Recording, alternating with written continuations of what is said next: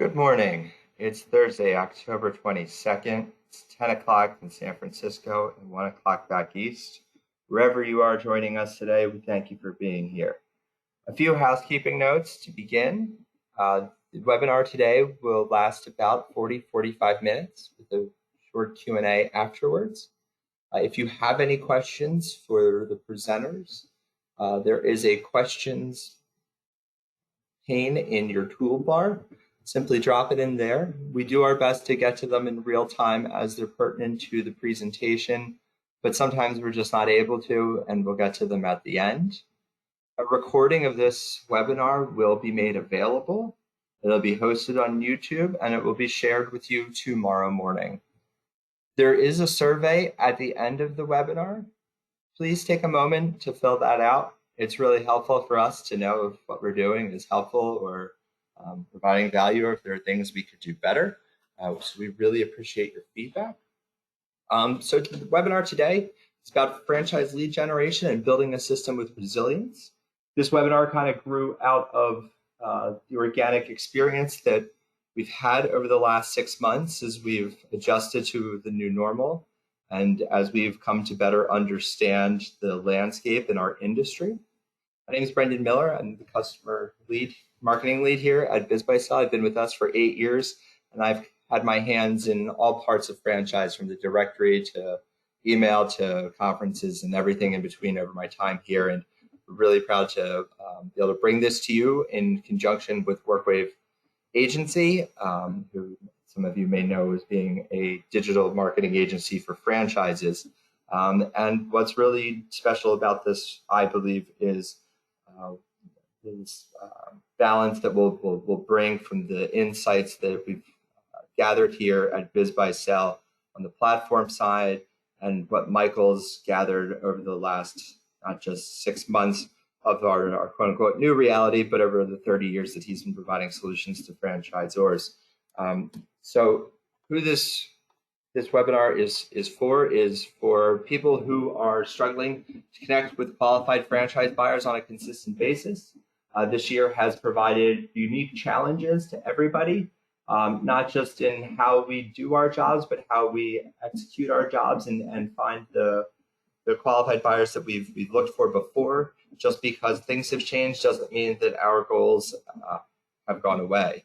So this is really about thinking about your system today, from the moment of reaching out to prospective franchisees until you get them fully into your sales funnel with your sales team. We're going to talk a little bit about, specific content strategies that are beneficial to reaching out to prospects and what to get in front of them most quickly and most obviously for them. And so, really this webinar is for everyone. At the high level, what we'll be going over today, we'll go over the BizBySell Insight Report from Q3, as well as some traffic numbers and lead generation numbers that we've been seeing since March, with a little bit before then, so you can see what's going on, as well as Michael will be going over a really interesting survey that talks about the differences at the end of 2019 versus mid-2020. And then we'll really get into what it means to have a resilient lead generation system, and one that's not just sustainable, but scalable, and not just in 2020, but 2021, 2022, and beyond. And finally, we will, as I said, include some examples of the content that we have found and Michael has found buyers to most resonate. And so, I'm really happy to have the two people who are going to kind of steer the ship for us today. Joining us is Liz Berman, who's the advertising specialist here at BizBySell. Liz has been here for a decade. She and I have been running franchise advertising with us for 5 years now. So she's a wealth of knowledge in this industry, and I'm sure many of you have met her, and if not, you will in just a few moments. And joining us today is Michael St. Jacques, who's the principal at WorkWave Agency. Michael's been in the industry for more than 30 years, and his knowledge really spans the entire spectrum of franchise lead generation. So I'm really excited to hear what they have to say, and I hope you are too. With that, good morning. Morning, Brendan. Thanks very much. Really appreciate it. Yeah, good morning, Brendan. Thank you guys so much. Looking forward to working with you guys on this, and a great webinar and presentation, and hopefully some really good questions that come out of it as well.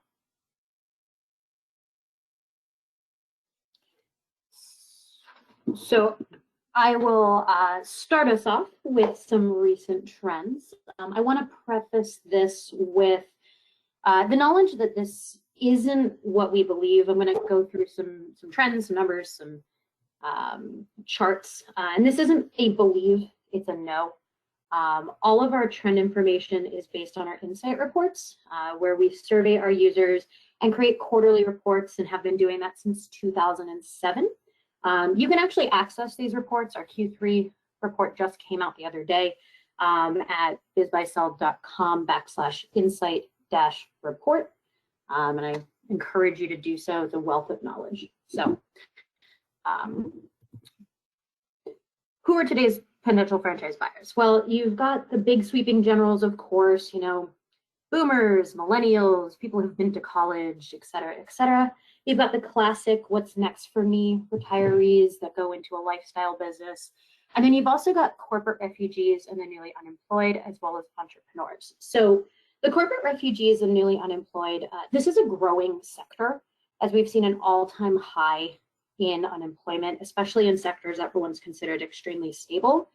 And these are people seeking more control over their futures through business acquisition. And that business acquisition could be an established business, or it could be franchise. We're going to focus even more on the entrepreneur level with this, because this group is a group that is always looking to capitalize on current conditions. They're agile, they're generally high in resources, and they have the mindset of either getting a good deal, buying distressed, or, as we're seeing in the marketplace and ecosystems now, essentially being able to pick up premium businesses that are well established and well performing as opportunities, because essentially, if something's still open and performing and profitable now, it will be no matter what. So what does this look like? Well, essentially, we've got a graph from our Q3 Insight report. It shows the asking price of businesses versus the selling prices of businesses. And as you can see, both asking and sold are higher than they've ever been. So what does this tell us? Well, let's grab a little bit more context. In Q2, the financials of businesses that sold remained flat to slightly up. In Q3, the financials of businesses that sold showed solid growth.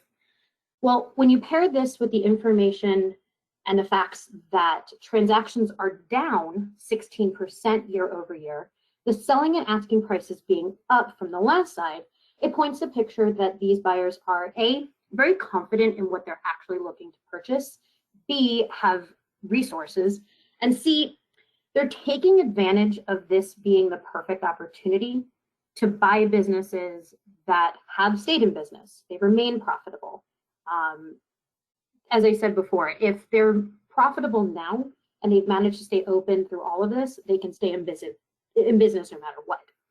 To put this into a franchise context, it is a fantastic opportunity to show just how much stability and profitability a franchise can provide, especially because there's a limited number of established, resilient, or essential businesses for sale in the market, but franchise has no such limitations.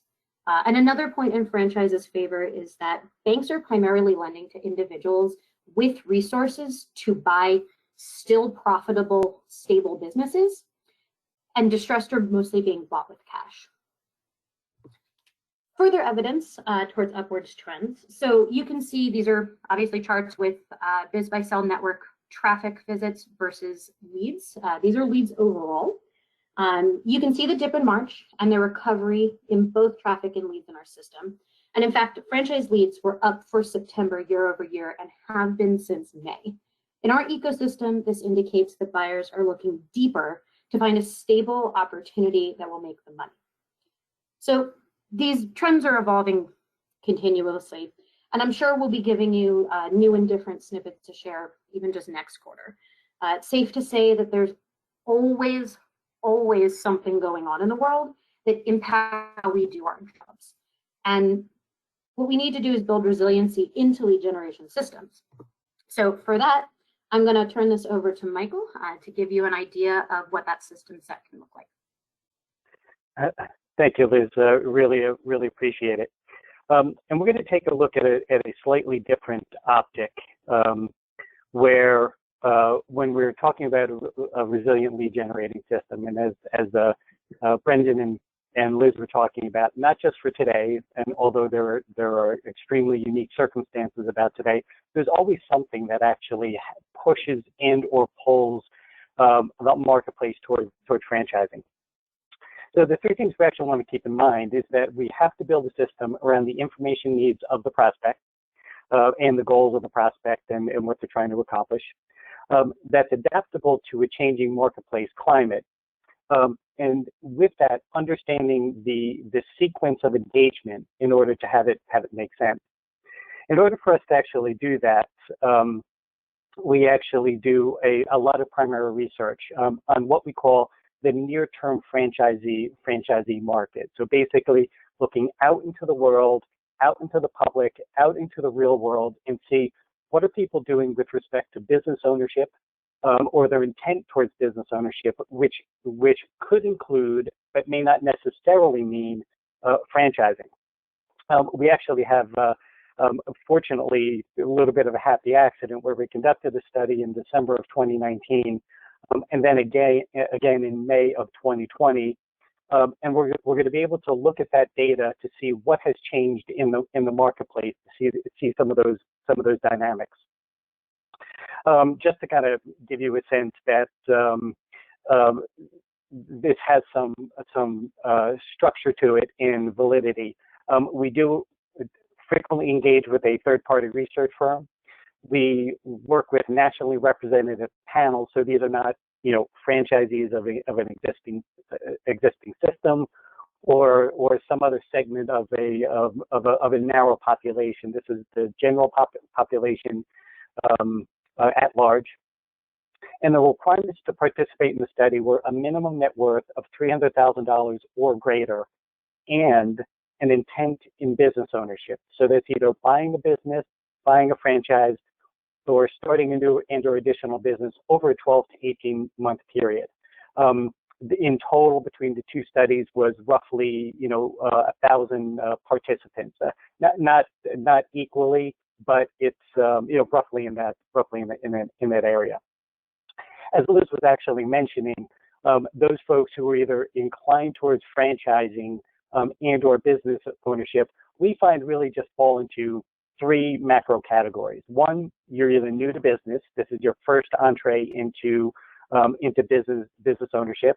You're experienced at business. You come from a family business. You're a franchisee of another system. You're in the knowledge business, and you're moving into a different type of a business. Or large-scale investment groups. So think like hotels, Hilton hotels, and the Sheratons and things of that nature, where you're talking about family offices, large private equity, things of that nature. For the most part, most of our clients that we deal with, it's really the first two categories. And what we always typically ask is, again, those two conditions of you need to have a net worth and you need to be interested in business ownership, and it is a blind study, so they don't really quite know what we're talking about here. This is typically how it dispensates when we see the technical and IT professionals bubbling to the top of the surface, the corporate management and executive, as Liz was outlining, and then business owner, and then fundamentally like everything else that kind of falls below. So these are things we keep in mind as we kind of go out and we're targeting and we're looking for folks like where are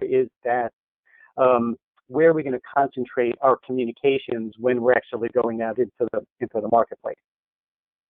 One of the things that we asked in May of 2020 that we've actually not asked before, we kind of asked it in a little bit of a different way, but here we wanted to look at it directly. Has your employment situation changed significantly in the past 60 days?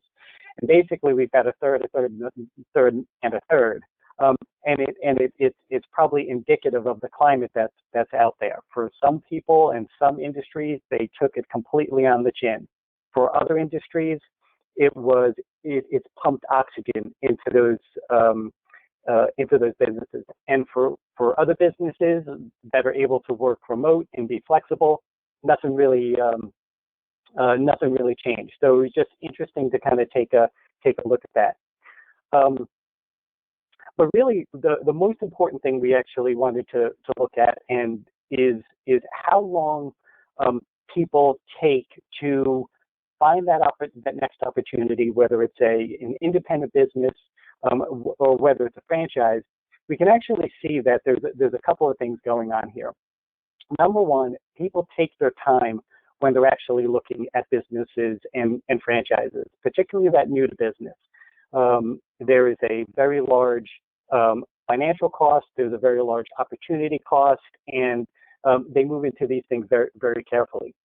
What we can see between December and May, with these circumstances that are going on out there in society, is we can see that people are being pushed into the front end of the process, as Liz was showing with her charts. But we can also see that some folks dumped out of the system that longer than 18 months, that I've been in the system and we're just dumping out, kind of thing.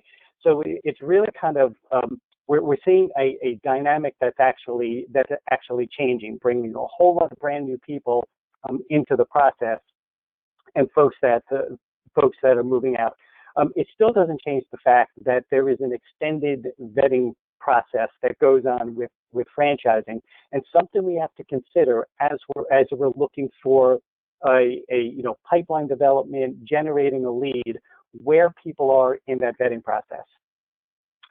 The one thing we actually wanted to look at specifically is business ownership to a person. Is like business is there to achieve a particular goal, but it doesn't necessarily mean franchising. For a lot of folks it does, for a lot of folks it doesn't. So the other thing too is we wanted to understand, well, how open are people to franchising?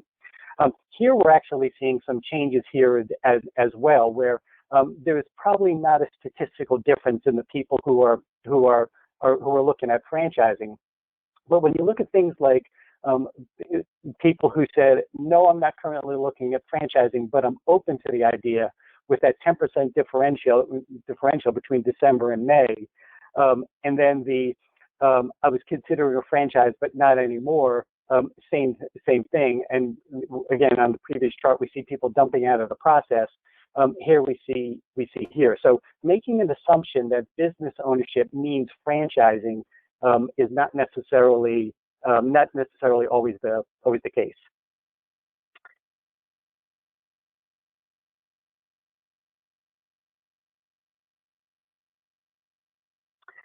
What really hasn't changed is the reasons people go into business ownership.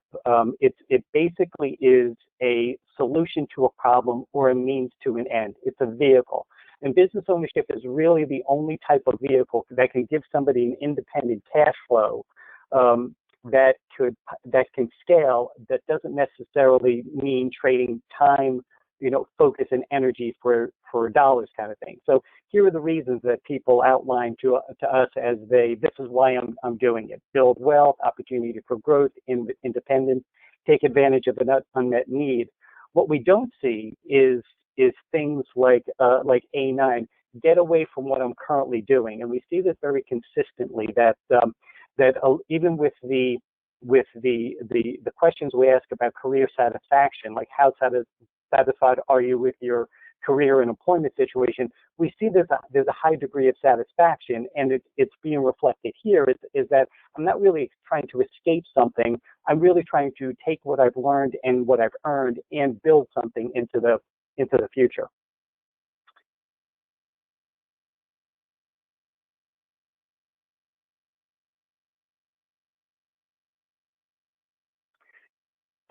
some of the other things too that we also want to look at is where they go to find information on franchise opportunities. So in December of 2019, we could see that existing franchisees was actually at the top of the list. Then Google Internet searches, franchise company website. So that digital experience is extraordinarily important when people are looking for franchise opportunities. These are the things they go to. These are the devices they look at. We can actually see that flip just a little bit, where the Google Internet search is leading the list, and then existing franchisees, and then the company website coming in third. Don't think it's really meaningful. I think it just exacerbates the fact that, particularly now in this environment where much of what we're doing is really being pushed, online or with some type of digital interface, franchising is exactly the same way. Usually there's a lot more data, and a lot of times we will bounce clients' concepts specifically off of folks to get their reactions. But really what it comes down to, and what it brings us to, is the central franchising dilemma. And it's rarely things that are talked about openly, in that we've got a space, time, and a relatability problem that brands need to deal with as you actually go out into the market. The space issue really is that business ownership inclination is not universal among a qualified population. So again, when you're going out and you're trying to target a particular prospect, and you see that it is highly digital, you can choose things like demographics. But business ownership and the inclination towards business ownership and franchising is an attitude and a behavior which is much more difficult to actually target. So when we look at a population, say, call it a household income of $200,000, across North America, that's a ton of people. The ones who are inclined towards business ownership is a minor subset, but demographically, they look exactly the same as everybody else. So it creates this real targeting challenge. Add to that the complex product extends the vetting cycle. So we actually saw that in the how long have you been examining franchise opportunities. It extends the vetting cycle over different stages, and there are distinct stages that people go through when they actually make these decisions. So you see there's a space between prospects, and they're spread across this time, so you can kind of visualize this matrix of space and time that we're dealing with. Plus, the time, the carefulness of the vetting process runs in complete contradiction to the speed of which we consume internet data. So they said we go to the internet first, and that's light speed, and we're scanning information with our thumbs and things of that nature. So it creates this real kind of challenge when we're actually going out there, kind of putting programs together. And the third one is really about relatability, assessing that risk-return balance by how well they can relate to a concept, or think how they can relate to it. So lots of times when we're bouncing concepts off of prospects, and they kind of gravitate towards it, they're like, yeah, it seems to make sense, but here are the things that I need to know. Is there really a market here? Is it sustainable over the life of a contract? Well, what is the competitive set? So the conversation really is about, it's not an opportunity in abstract, like be part of a $65 billion industry or be in business for yourself and not by yourself. It's really more about, well, I'm trying to visualize myself being in this business here in my market. And there's some macro things that I don't really understand about my market for me to assess, is this actually a good opportunity or not a good opportunity? Even things like, what are the alternatives? Who are you guys as franchisors? Are you able to meet my needs, stay relevant? And then ultimately, am I compelled to make contact or a call? So these are things, the thought process and things that happen that people go through even before they actually fill out your lead gen form. So lots and lots of things that are actually going on. So like you as franchisors have requirements like financial qualifications, experience attitude qualifications, geographic qualifications, other things that you might need to actually have it work for your system, the prospect also has their condition. They must be inclined towards business ownership, and we find that you either bring that to the process, and you're driven into business ownership. It's part of who you are and what you're trying to accomplish. They have to be in the right vetting stage. It's like, well, I'm really just kind of starting the process, so I'm not going to fill out a form just yet. I'm going to try to educate myself, by Googling around and talking to folks. And I need to be able to relate to the category in some way, shape, or form. I need to kind of understand and be able to visualize. Can I see the market? Do I see how it relates to the competition?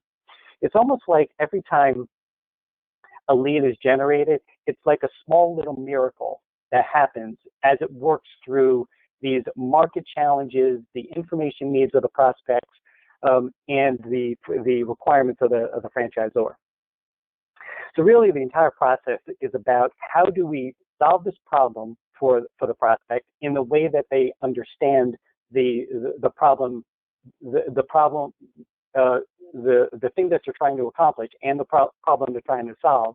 Avoid disaster. So again, that vetting process or the extended vetting process is really about, I'm going to do this carefully because it's like I don't have a whole lot of other arrows in the quiver to shoot if this doesn't actually work out, and it needs to fit within the current marketplace climate. So we saw how the not only the current climate, but anything that happens in the marketplace pushes and pulls the market towards or away from us that we need to gravitate towards. So hopefully you guys are still with us, and because there is a solution. If we actually do it right and actually set it up correctly, there is a way to actually make this work. Number one is the distillation of value. So again, looking at that prospect, what do they need? What are they trying to accomplish? What information do they need from us? What do they understand, not understand? And how do we put that together, that story together, that makes sense for them over the vetting cycle? So again, looking over the vetting cycle. Sorry, I think we went down. The second one is qualified audience curation. So this gets back to that space issue, the targeting issue. We had to really put a real focus on that, and then putting it all together into a smart sequence that fits within the needs and the drive for potential franchise prospects to go to the internet and actually find the information in this particular way. In a very kind of simple way, it really kind of looks like this kind of flow. How you set up the message as to why we are the solution to the problem, how we actually use different things like online marketplaces, BizBuySell, BizQuest, other digital mechanisms in different stages of the vetting process to actually reach those prospects. How we actually bring them to certain destinations, capture the lead, and how those leads are followed through, creates a sequence that structurally is fundamentally a similar sequence client by client, but does change slightly depending on the prospect that you're looking for, the market conditions that we have, and things of that nature. So we'll give you an example, and this is going to be a shameless plug for BizBuySell. Obviously, they're very strong partners of ours that we've relied on for years and years. And there's a very specific reason for it, because they solve the space, the space and time issue. Space means that how they actually curate the database, and I'm talking right now at the moment specifically about the e-blast that they do.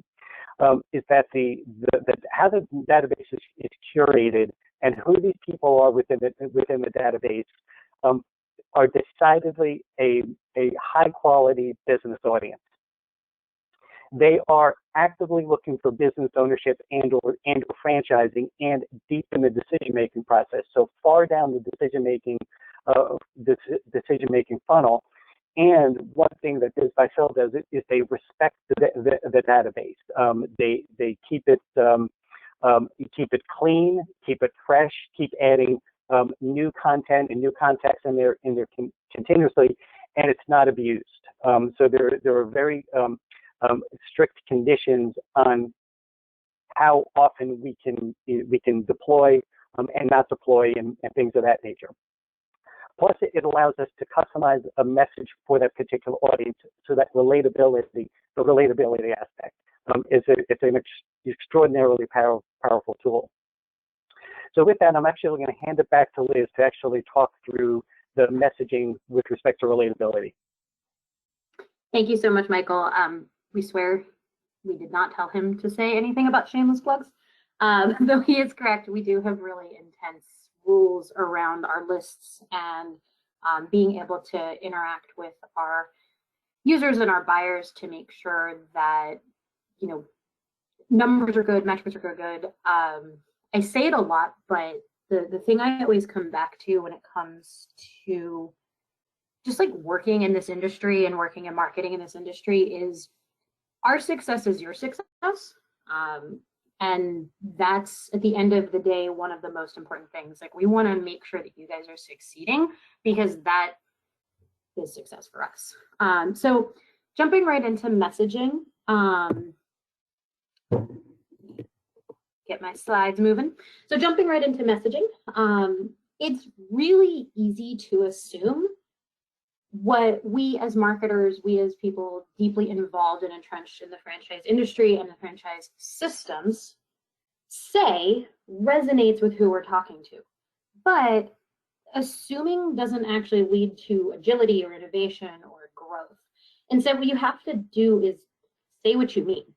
Prospects are inundated, absolutely inundated. I mean, you are too, I'm sure, in your emails, but with advertising and opportunities, and you have to really stand out. You have to answer the subconscious questions and the biases that prospects have. And the main way to do that is by, quite frankly, using specifics. Specificity really resonates with audiences. And, you know, look, like, I'm not saying that these phrases of like significant market opportunity, we're an industry leader, all of that kind of stuff is verboten. Absolutely not. It's just, you need to elaborate. And you need to elaborate strategically. So what does strategic look like? Well, here's a shining example of what I've been calling strategic specificity. And it makes for an enticing opportunity. So starting from the top, obviously, you know what this is. It's pet related. It's, you know, got some really like basic pieces in the top so that you know how the opportunity is formatted, you know, the basics, how the business functions at a high level. From the header, you then roll straight into money, gross income, EBITDA. Side note, the subject line for this email is actually the EBITDA, so you get that even before that. And then from the money pieces, you roll straight into the reinsurance of success. This was able to essentially give, you know, the recession-proof message without saying recession-proof, because it says that the pet care industry has had straight growth for 25 years. That covers plenty of things in our past. And then finally, we see market opportunity answers. It talks about exclusive territory, and then it at the bottom talks about the number of locations. Now, we know that not everybody can talk about money or exact money or anything like that because of item 19. That is why we also, you know, say you can talk about what financing options exist. What is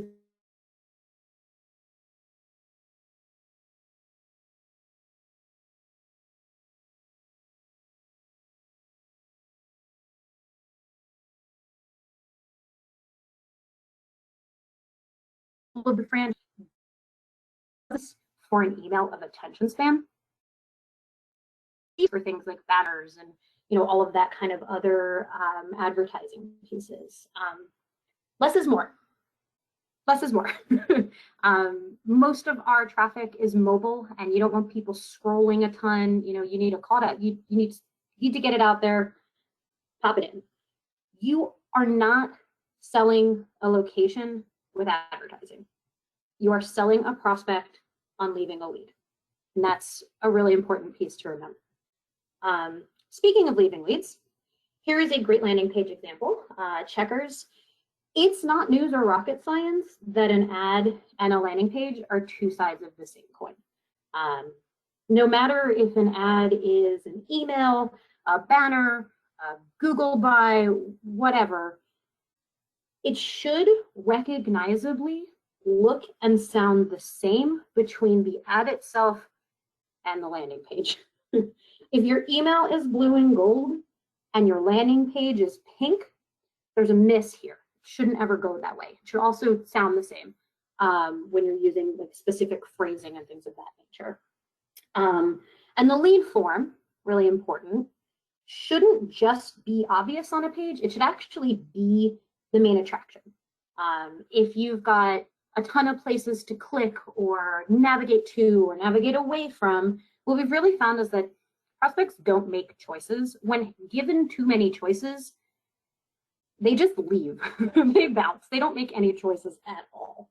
A landing page and a lead capture form specifically should also have fields that matter to your system. This one talks about and asks, how many restaurants do you own? Yes, more fields means the visit to lead conversions are down a bit, but it also means that the leads are going to be better engaged and have a higher level of self-filtering out of the gate. Again, as I said, like you can see that this one asks about restaurants, restaurant ownership rather. You can put things like timelines, capital requirements, all of those kind of things in here as well. And then the other piece I want to talk about, and this is a really important one, is the call to action. First of all, you have to have one. Really important. Some people don't. You want to make sure that you're saying to someone, hey, you've read this, now this. Click here, contact us, learn more. You also have to have the right call to action. Download is a conversion death sentence. Full on, end stop, download anything, download brochure, download franchise, download any of that is a conversion death sentence. Not only do people not download anything, especially on their phones, and 60+% is mobile, but downloading is not consent to being contacted or having a conversation with anyone on your sales team. It is not a lead. It is someone just looking at things passively.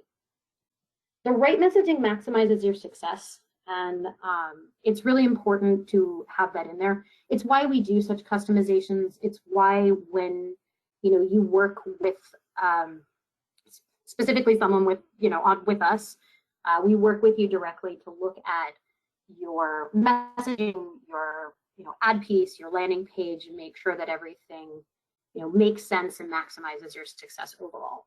I'm going to actually turn it back over to Michael to kind of finish us off and kind of tie us all together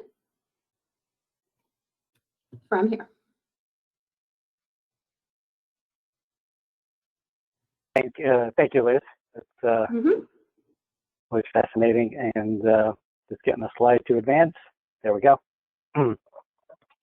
One of the things that we are crossing, we have a 45-minute time slot, and we are crossing several domains where each one of them we could probably spend a couple hours on each, just kind of talking through each domain.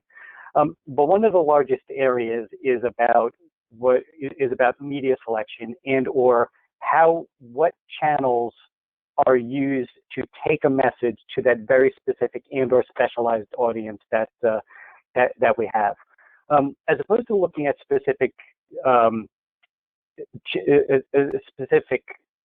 types of or exact types of channels.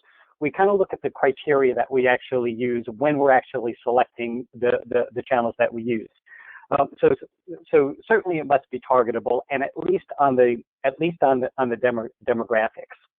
what we're really experimenting with now are things that help us identify the behavior of that business inclined person. So getting into like more advanced targeting techniques, as well as really lining up the early, mid, late stage process that folks are in. It also must meet the needs of a particular franchisor's prospects. So, for example, on one end of a spectrum, we have a frozen yogurt client, and it's kind of easy to relate to.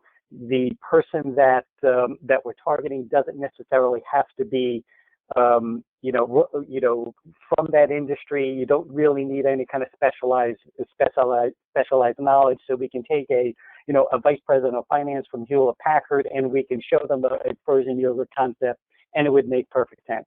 On the other end of the spectrum, we actually have a large home services client where if you don't actually come and or related to that particular industry, you are not going to understand and or be able to wrap your head around or really be successful around some of the concepts that they actually represent. So making sure that whatever channels we have meets the needs of whatever we're doing with the franchisor. The experience must mimic real world behavior. So again, like banner ads, and we're talking about banner ads, not an ideal construct in terms of how we're actually engaged. So media formats, content formats that actually mimic the type of information that people are looking for, really more the preferred way to go. And kind of related to that is endemic, being part of the experience. So examples of those would be like native advertising and or sponsored posts and or video advertising, things of that nature. Make it a part of the experience, something that isn't as nearly as abrupt to be able to communicate and tell a story. We also need to understand where the audience is in the buying cycle and how we actually use certain devices based on where they're at. So, for example, search could be, like paid search, even organic. That could be really early in the process, or depending on certain keywords and certain behaviors, could be very late in the process, and things of that nature. So, being able to match the channel with the timing of the prospect. And then certainly, goes without saying, trackable and measurable, even things beyond just Google Analytics, but using other types of analytic devices to be able to, track across different web experiences. So for example, lots of times we see traffic going to a consumer site, and then clicking on the franchise button to come over to your franchising site, and if we don't have tracking associated with each one, we might actually be attributing something incorrectly, as opposed to inform. All of it is really there to put it back into the front end of the process to continue to optimize and make programs much more efficient. So really, the goal is quality, is understanding the audience, and why we put so much of an emphasis on understanding who these prospects are out in the marketplace, to be able to develop that relatable messaging over the vetting cycle, targeting those quality audiences as efficiently as possible, especially mobile. And that quality leads comes from the right engagement device, like how we put these dimensions together to actually create a true experience that a prospect can get what they need, the demonstration of partnership, and then move forward in the process.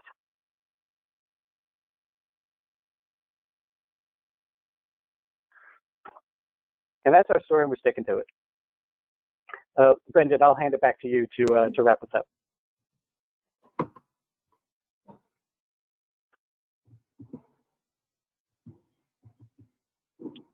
Or maybe Liz? Okay, Liz. Yes. Thank you guys for everything. This was a terrific presentation, and there's a ton of content in there. So if anybody missed anything or want to revisit it, as we had mentioned before, it is being recorded and will be placed on YouTube. And like Michael said, a lot of those topics are things you can do day-long workshops on to really narrow down on them. So feel free to reach out to anybody here with further questions. Before we let everybody go, we did have a couple questions come in that I wanted to throw back to our presenters. So the first one that I see is, I guess for both of you, what's been something that's successful now that wasn't before? Assuming that means before and after March. What is it that you've seen successful now that wasn't as great before? From a messaging and communication standpoint. Liz, you want to take that, or ladies first?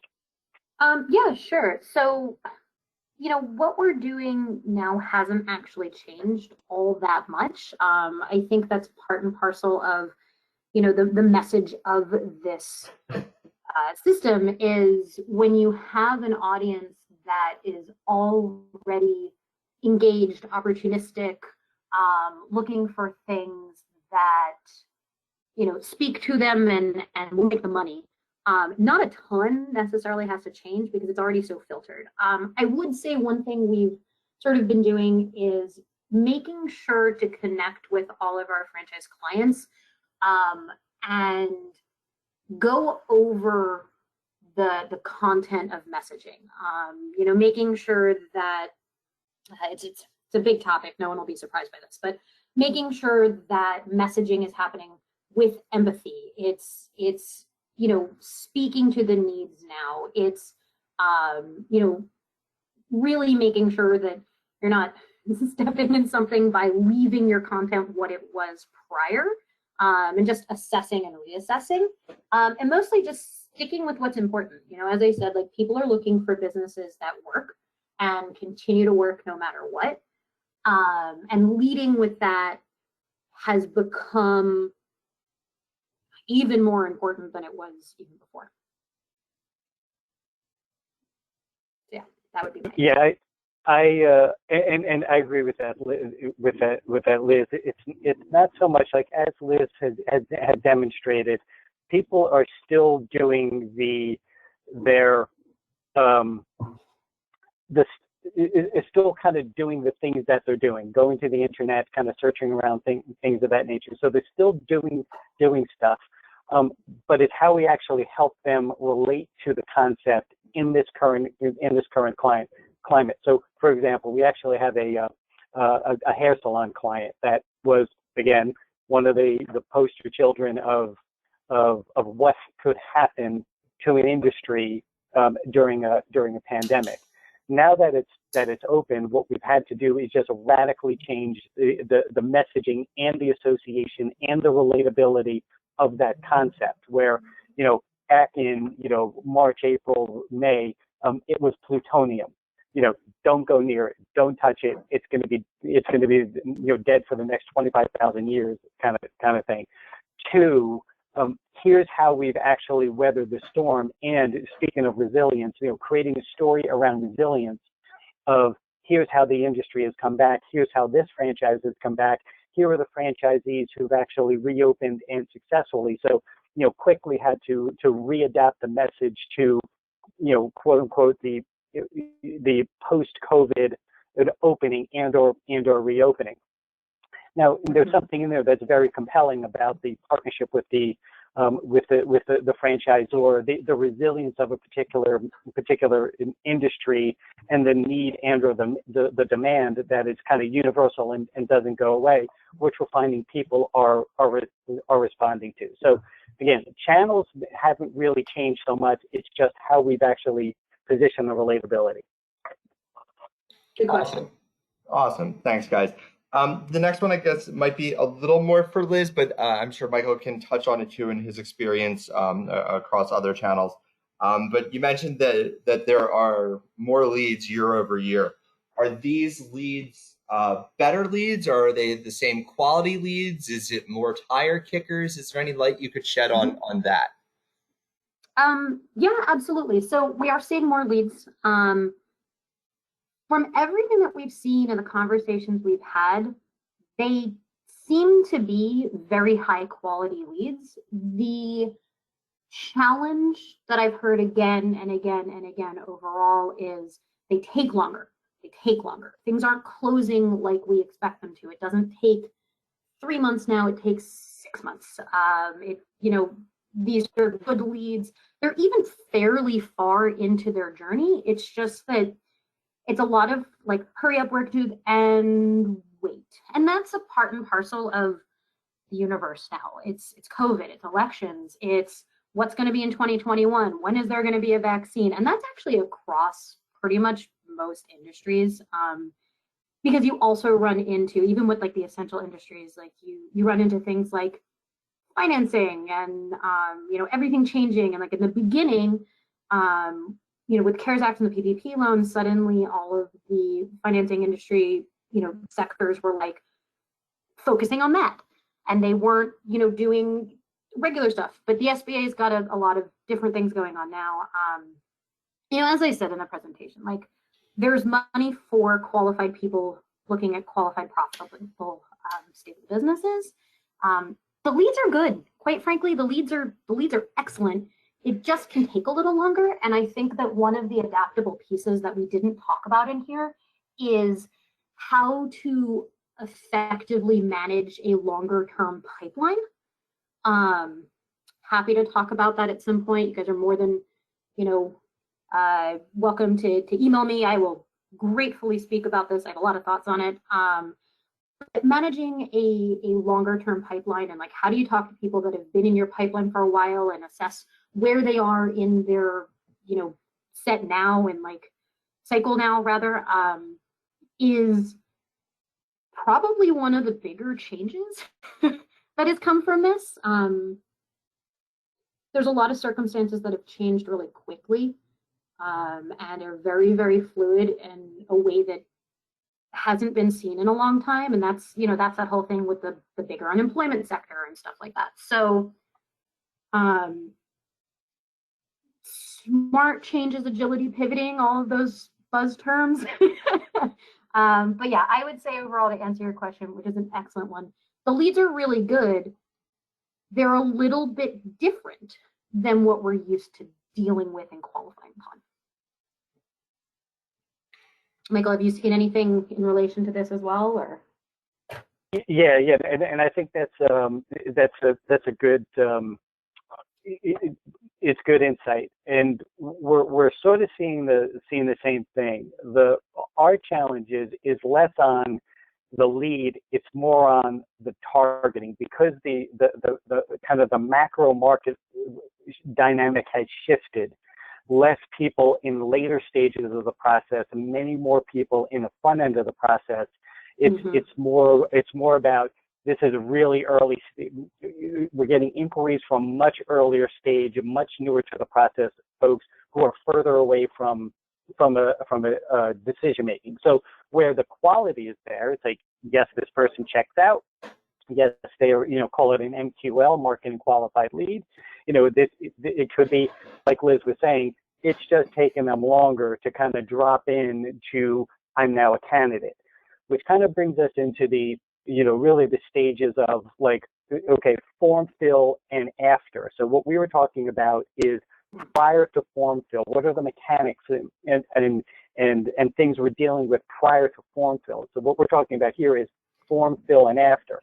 So we have to be careful about talking about a form fill as a lead. It's actually not a lead until it goes through certain types of qualification things. It's marketing qualified. It's a real human being with a working email and a phone number, and they're reaching out for some type of franchising thing.